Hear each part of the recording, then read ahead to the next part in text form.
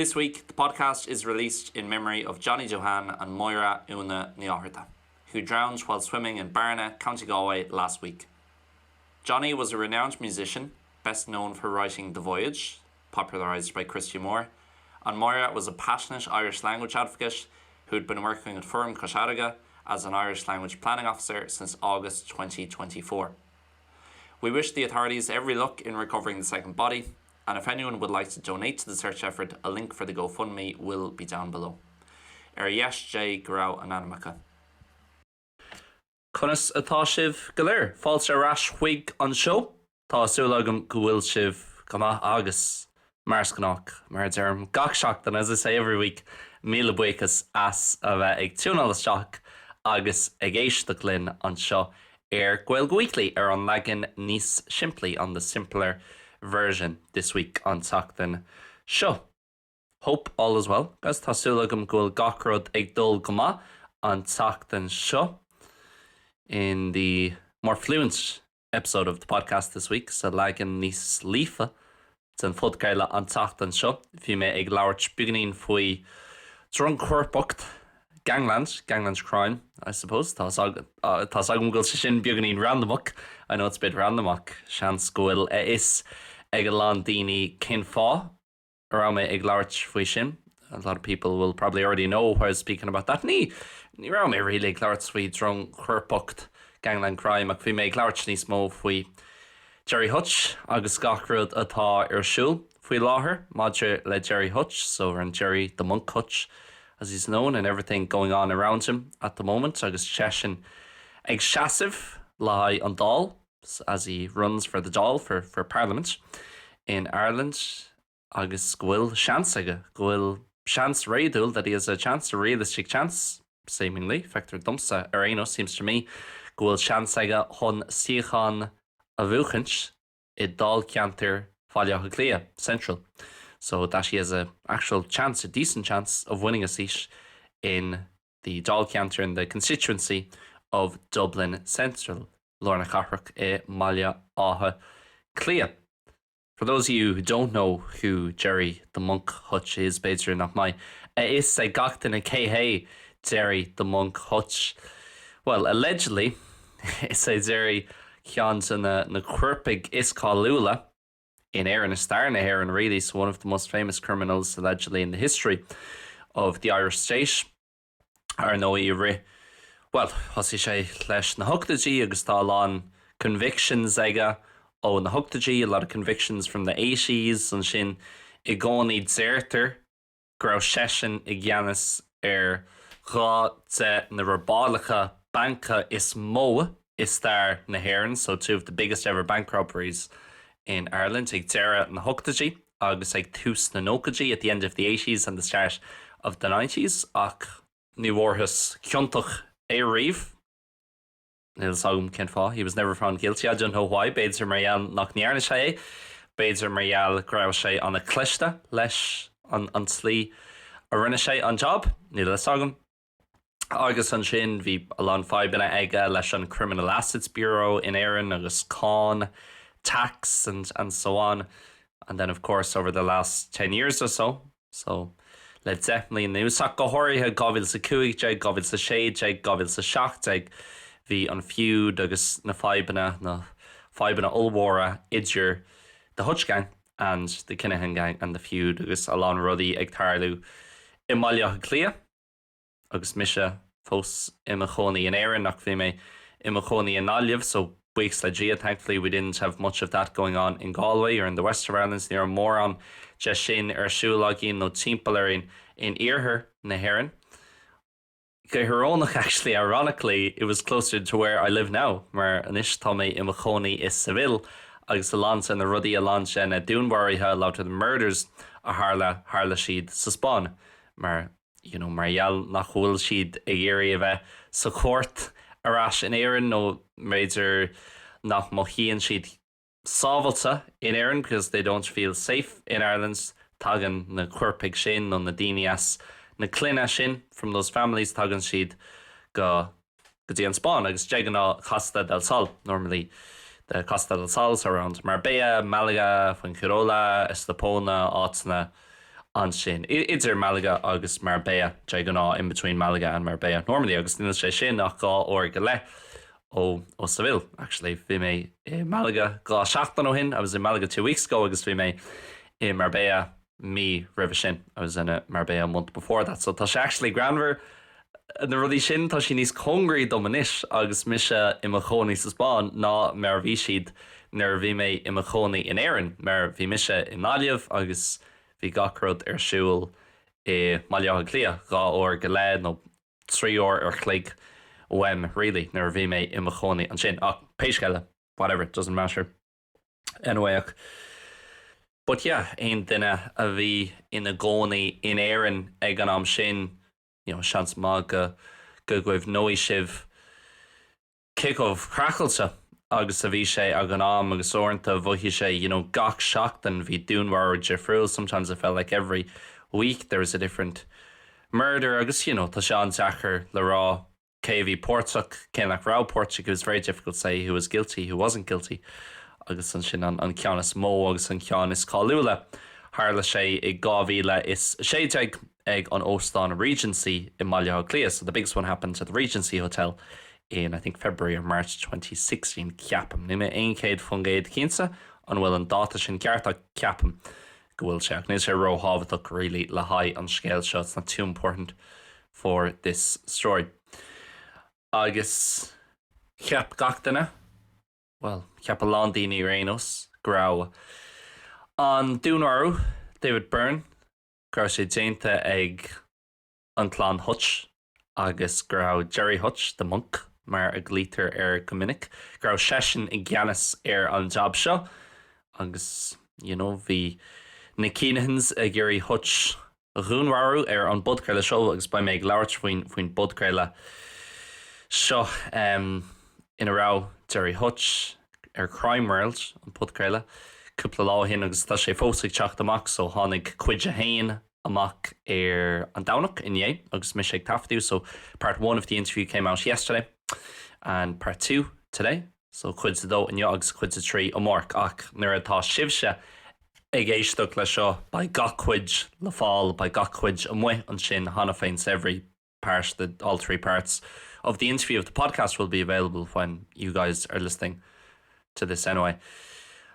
Agus, tá sé simú mar an méid scéal tá daige agus bhí sé labhairt faoi seo sa fudcréile agus a bheith I Lanzarote agus tháinig sé Bert's ear ag teachtasteach. He saw 2 men coming in, 2 hitmen agus bhí fannacht an sin agus an sin an teacht thormhanna a ágáil nor a dog Sheedson hon na gunny all. He had to leave the pub when those 2 left to go and get their guns. Hon iad Awaru and they were going to come back and kill him. Cúpla nómaid in sin and all the different stories around it. Tá sé duchhardsa. So le cúpla nús tá mé gafa le sin agus tá mé géirí rud aigen amháin a dhéanamh solar.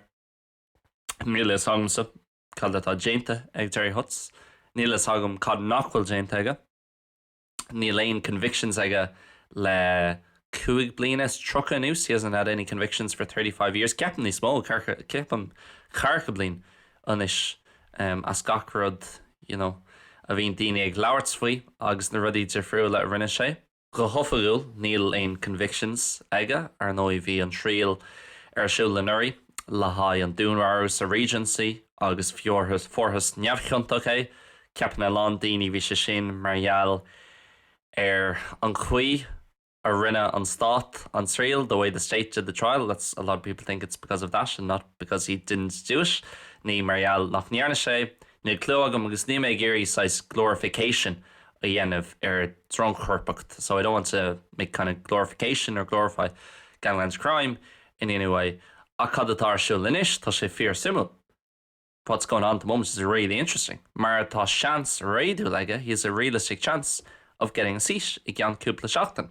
If you go into RTE and the mainstream media má haintú ar na meán, príomh meán na hÉireann, níl mór an áiteanna ag géirí scríb faoi seo, níl mór an áiteanna ag géirí labhairt faoi seo an lomarcha go dtí seo up until now rénos. Beidir margheall nach bhfuil siad ag géirí go múin sé, maybe because they don't want him to win and ar nó iriseoirí agus politróirí agus na Gardaí freisin So journalists and the state, politicians and the police are annoyed, the guards, tá an fibena acu le Jerry Hutch. They have a lot of problems with Jerry Hutch agus níl siad sásta gohfuil sé sir agus gur féidir leis siúil timpeall bhaile clia. They're not happy that he's free and he can walk around Dublin ach sin mar atá sé inis. That's how it is. Agus cubunasach an fá bhfuil an podcast le seo chomh simúil dumsa agus bhfuil an scéal seo chomh mór dumsa. The reason this podcast is so interesting for me, I'm not talking about this podcast, but the one with Jerry Hutch that has come out on Crime World, seo an céad agaibh, really, an céad agaibh ceart atá déint aige ina héal. You know, tá cúpla agaibh beidir déint aige 20 bliain ó hain, 30 bliain ó hain leis na pápairí nuachtána with the different newspapers. Ach, really, seo an chéad cean ceart. Rinne sé cean amháin le RTE I gabhfuil sa hucht. He did one with RTE in 2008. Just on the bheith gimmert low captain just to play with them, really, and to mess with them.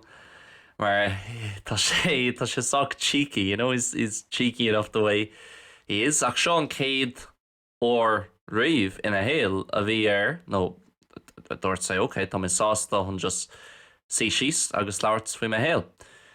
So part 1 and part 2 are now out. Tá cuid a hain agus cuid a dó anis le fáil agus nuair atá sibse ag éisteach le seo ba cuid a trí an muid an sin ba sé le fáil and yeah, just tá sé simúil mar is cuma chala cheapan tú agus chala bhíonn tú ag smuoine faoi caithfidh tú adfáil you have to admit go bhfuil sé enigmatic agus go bhfuil charisma ag an aige.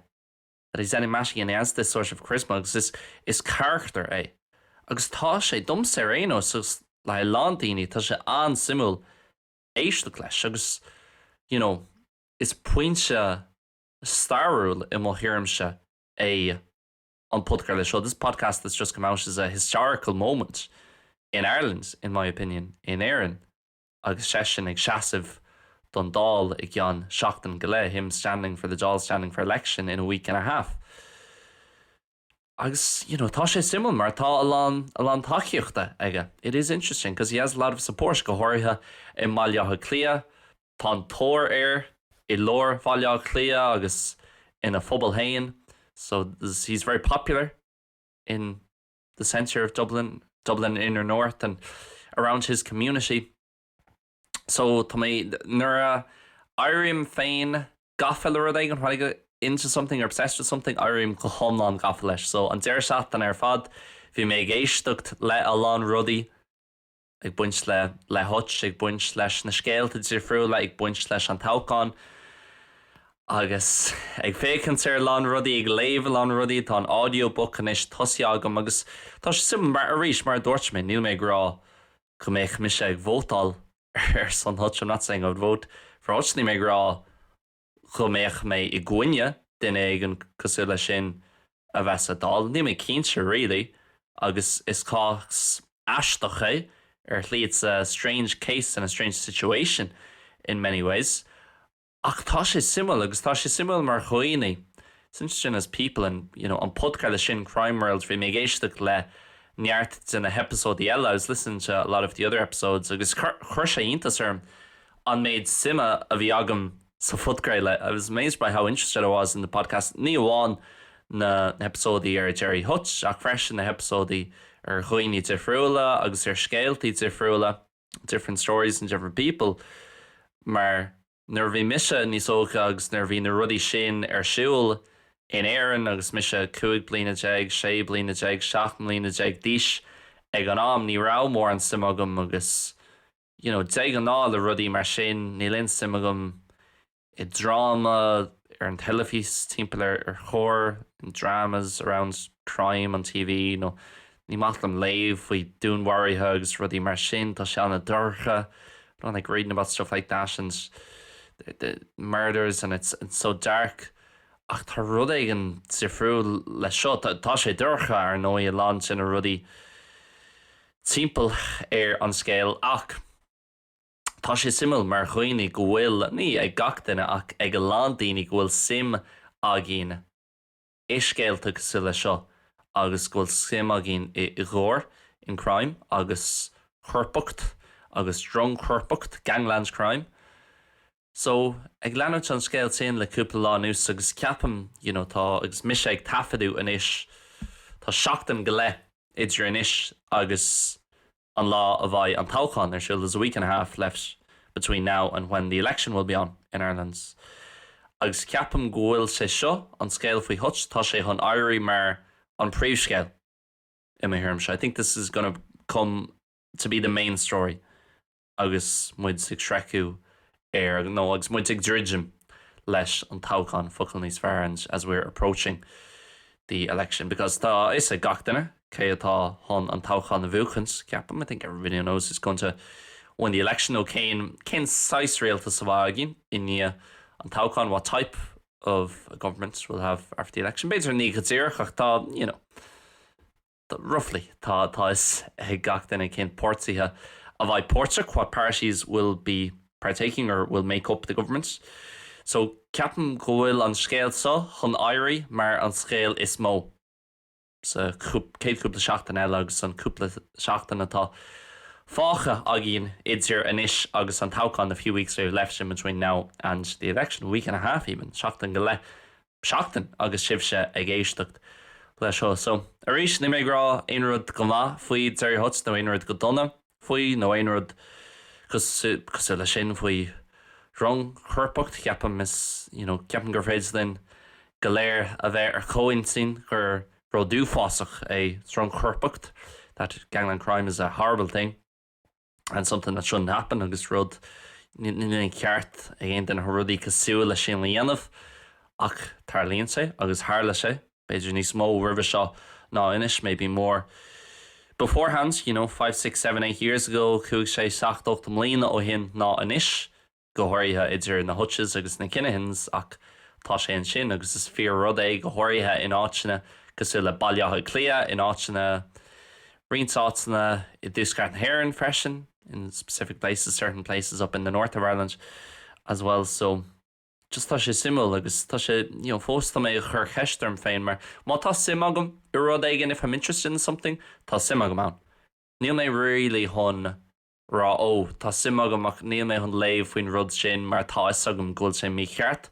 No, if I have interest in something, I'll read about it, I'll watch about it, I'll listen about it, I'll want to learn more about it. Ba mé géirí éisteacht le rudaí I buint leis, ba mé géirí féchan sa rudaí buint leis, ba mé géirí níos mó eolais a bheith agam faoin topic a hain. I want to have more information about the topic itself, and as I said, I get really invested in stuff for a while. Been mé an a gafa I rud éigen fra tamil.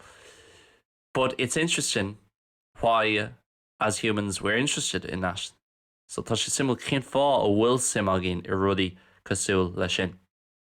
Because it is something quite negative on the face of it. It's rud sách zúltach earthly. Agus bheith sé simú, ein duine ag éisteacht ar Spotify or Patreon, anybody listening on Spotify or Patreon, má tá sé bh géirí beidir de chuid tuairimí ó thabhairt ní ar hut agus gacrad much le sin, not specifically really on hutch or dash or people debating, but more so like cén fá a cheapan tú go bhfuil sim agin mar chuoine I scéalta cosúil le seo. Agus cén fá ó bhfuil na scéalta seo chomh like mealtach, kind of enticing and captivating. Cén fá bhfuil siad co-simul an bhfuil sé marall go bhfuil chuid de fantasíocht ag buint leis, is because there's almost a bit of fantasy with it. No go mochín sé cosúil le fantasíocht an bhfuil sé marall ar chéchomh dáire agus atá sé an bhfuil sé marall ar na meána because of the media and the glorification of gangsters and criminals orintha. Ní mé cínte, níl is agam agus tá sé sin simú agus tá is sé sin an cheist, nó is sin an cheist ó bhfuil mé chur arm féin faoi láthair. Agus just tá is agam gúil an focail simú úsáid dacham neart orintha ar an show seo NÍOS. Beidir gúil sé spéisiúil sin focail níos fearr cílann sé an rud díreach chéin ach arénos. So ag léamh a lá rudaí faoi sin na géisteacht agus má tá an seans agah fiú muna bhfuil mór an sim agah s na rudí seo bhfuilhin go mór an podcréile Crime World agus go háirithe ar nóí an aglah atá déanta acu in leis le Jerry the Monk Hutch, especially this interview they've now done with Jerry Hutch agus tá sé le fáil ar Spotify, YouTube agus gach agus tá sé sir an aisce, it's completely free as well. So I'd really recommend it. Wilhin, go more regardless of your thoughts on the man and of the situation is come cin. Smuoin siad agat an bhar agus an gásseo agus an scéalseo. Inas, ní mé géirí gohfuil an podcréile omláin an tachtain seo bunithe drunk churpacht agus Jerry Hutch agus gachard mar sin. I don't want the full podcast this week to be based completely on gangland crime and Jerry Hutch and everything else. So we'll move on. Buchimid Orion. Cheaf sé luúin an seo, so bhí dear seachtainna soch má agam soch an nóthach an Saturn bhí imacht siúil on Saturday. There's a bit of an event here le Jameson on Ishkabaha the whiskey bhí kosher on a war acu an seo, tá bhí méid leart bhí seo riva an budcréile. I was speaking about this before on the podcast, but an seo Seville really mono will an Spanish agat mar an chéadaoin as your first language. Níl mór an chance agat chun ein posta all seachas a bheith ag obair mar bhúnsor béarla, apart from working as an English teacher. Má tá tú Barcelona, má tá tú Valencia ceapan freisin, Malaga, na chachracha is idirnáisiúnta, na chachracha is Sevra, the richer cities and the more international cities. Ní siad bhád ní Sevra ná Seville, they're not way richer than Seville, but a bit richer, agus beidir níl siad chomh tradiisiúnta freisin. Tá posta na idirnáisiúnta, beidir níl an Spáinis ag tastáhats, nó níl sé ag tastáhats chumlan líofa. You don't need is fully fluently, you just need a bit. Agus mar sinja, sales, marketing, finance, agus gachar eile, even customer service. Ach an seo Seville ní léon rud, really. Ní mór an postana an so, seachas má tá tú géirí obair mar bhúnsir béarla. Mas rud gohfuil tú ag teachtas. Aaron, son Rick Daintia, and States Saint if you're coming from Ireland, the UK, the US, wherever. So, one of my friends is one of the few people I know who has a job. It's a bit different here. So, Ceann McCordsa, say Ceann, it's in a dini, o latna go ber nachhol post ega cosúil leishin, tá post bigani jifra lega, agus is ambassador Lahai Jameson. He's an ambassador for Jameson. So not an ambassador for Ireland or anything like that. Ní ambassador like Iraq Phaser Jane an ambassador like Jameson Nismo Ibra na an ambassador son na Heron on show Neil Sagum. Maybe the Jameson ambassador does more work, to be honest, than the Irish ambassador in Spain. I don't know. But he has this job and they do a really cool event. Sheet events no imacht anachul fad gach blin an show is Seville Darvanham Jameson connects. So been on imacht no an óchad show is kosher really. It's a party or kind of day festival almost.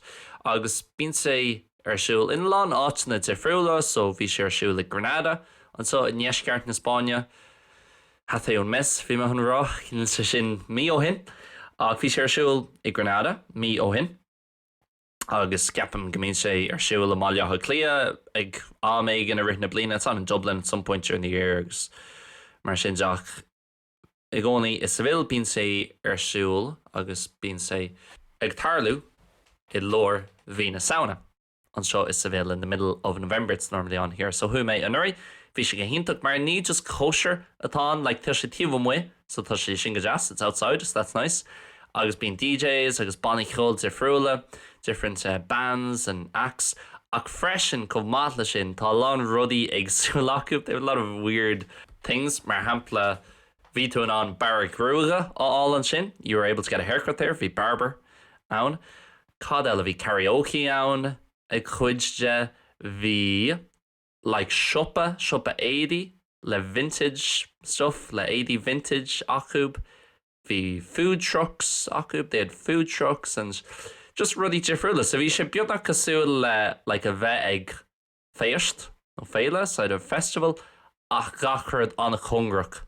Okay, everything kind of close together, all on the one site. Gachard there, and Steve Koenig's been here. Shield, he was shed amusement park, actually. So Rehan Leis, Isla Machia, and Tanam Ata Air. So in dinner. Or via Seville, River Shop, Beijer go my Atna Agav, Isla Machia. Captain, well, Gandaus on amusement park is Mo, is Seville.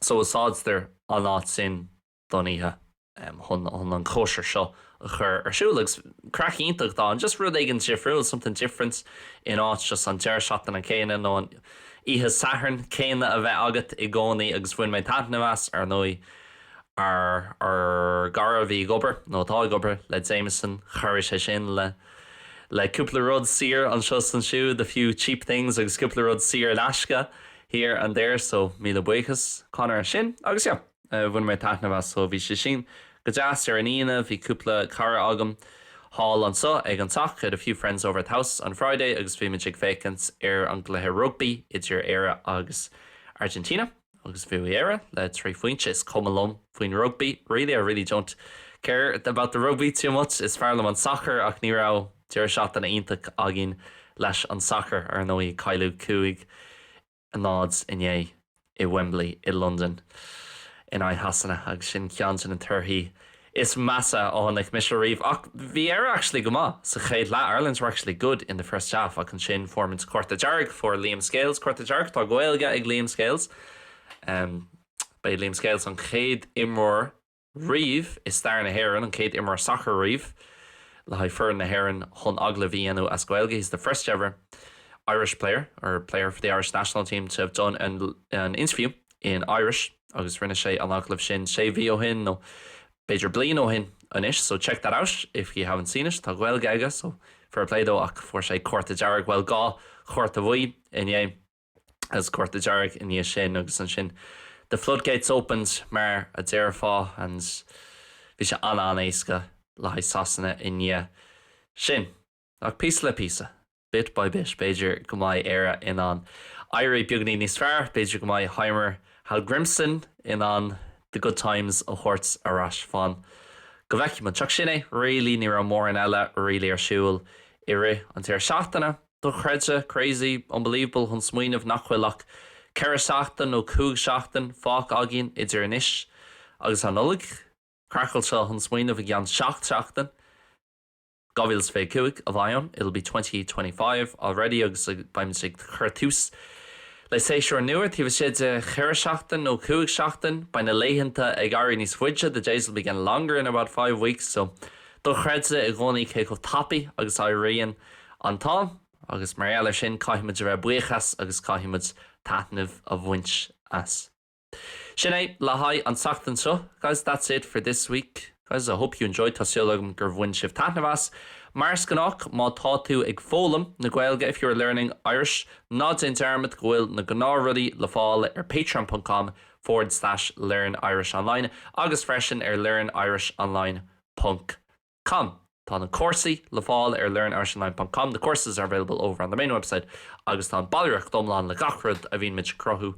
The full membership with everything we create, podcasts and videos and all the rest with put creatively Fisáni agus mar sinse hall or patreon.com/learn Irish online, YouTube, Instagram, gach learn Irish online, TikTok, freshin, shinne, mila buchas guys, la romi live on Saachtain.